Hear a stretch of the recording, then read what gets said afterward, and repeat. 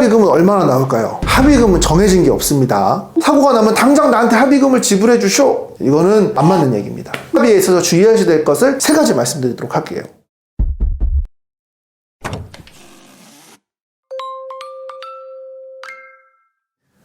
안녕하세요. 산재상담소의 이기훈 변호사입니다. 오늘은 돈 얘기를 해보겠습니다. 그 중에서도 합의금. 상담을 하다 보면은 합의금에 대해서 오는 전화가 많이 있는데 보통 이런 식으로 물어보십니다. 산재 사고를 당했는데 합의금 얼마나 나올까요? 이렇게 물어보세요. 그럼 제가 뭐라고 말씀드리냐면 준다고 해야 나오죠? 이렇게 말씀드려요. 합의금에 대해서 오해하시는 게 당연히 합의금이 나올 것이다 이런 식으로 생각을 하시는 게 있는데 아마도 교통사고 보험 경험이 있으셔서 그런 것 같아요. 교통사고 나면은 보험회사에서 당연히 뭐 합의금 이런 얘기를 하시잖아요. 그러니까 아마 형사합의금도 그럴 것이다 생각하시는 경우가 있는 것 같아요. 산재에서는 그런 일이 그렇게 많지 않습니다. 왜 그런 거 아니? 이쪽에서 돈을 줘야지 나오는 거잖아요. 합의금에 대해서 제일 중요한 건 뭐다? 의사합치입니다. 나와 상대방의 의사, 생각이 합쳐져야 돼요.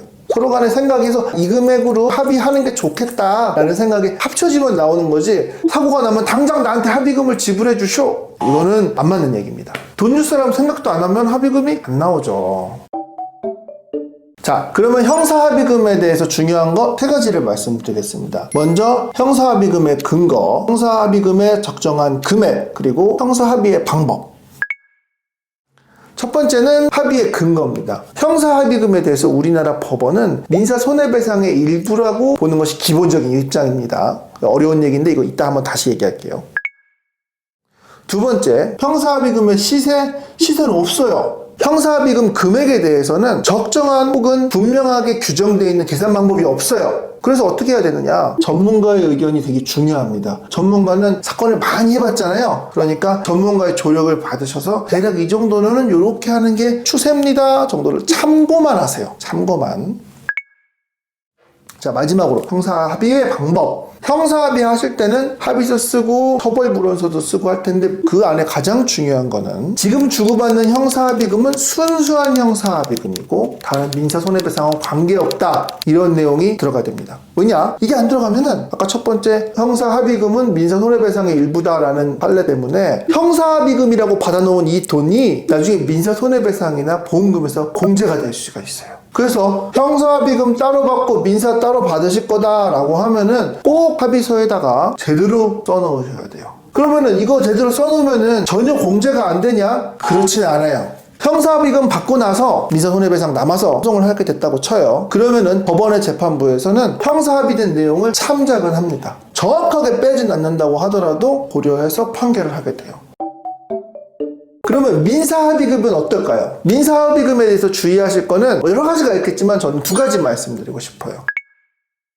하나는 너무 과도한 내용으로 합의하시지 말 것. 너무 과도한 내용이 들어가 있으면 문제가 될 수 있어요. 예를 들면은 실제 있었던 사건인데 지나가던 지게차에 발 뒤꿈치가 치인 거예요. 그래서 돈 100만 원에 사업주랑 합의를 하셨는데 몇 달 후에 CRPS가 왔어요. 복합부위 통증 증후군이라고 바람만 불어도 전신 통증이 와서 아무런 일도 못하는 부분이 왔어요. 그럼 이게 100만 원으로 CRPS까지 다 합의한 걸로 볼 수 있을까요? 그러니까 상대방 잘 모르는 사정을 이용해서 과소한 금액이나 과다한 금액을 내용으로 하는 합의가 됐다라고 하면은 이런 합의는 나중에 가서 재판의 거리가 되고 문제가 될 가능성이 높아요.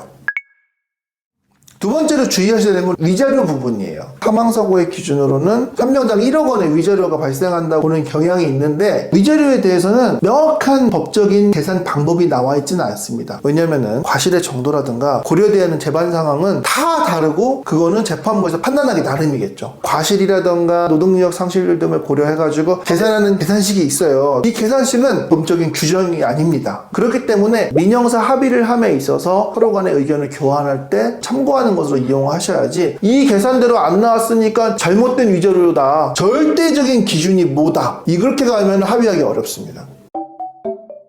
자, 오늘 합의금에 대해서 말씀을 드려봤는데요. 결국 민형사 합의를 하실 때 제일 중요한 거는 의사합치한다. 상대방하고 나하고 의견이 맞아야 된다는 거. 두 번째로는 문구를 정확하게 쓰시는 거. 공제를 된다거나 과도한 합의가 된다거나 손해를 안 보셔야 된다는 거. 그리고 마지막으로 합의라는 거는 절대가 없습니다. 정해진 정확한 기준이 있는 게 아니기 때문에 이 금액 아니면 절대 안 돼. 이런 식으로 하시면은 합의가 어려울 수 있다. 이걸 아시는 거. 어찌됐든 간에 손해배상금을 받는 게 제일 중요한 거잖아요. 그러니까 합의하실 때 이 세 가지를 생각을 하셔가지고 현명하게 합의하시길 바라겠습니다. 지금까지 산재상담소의 이기훈 변호사였습니다.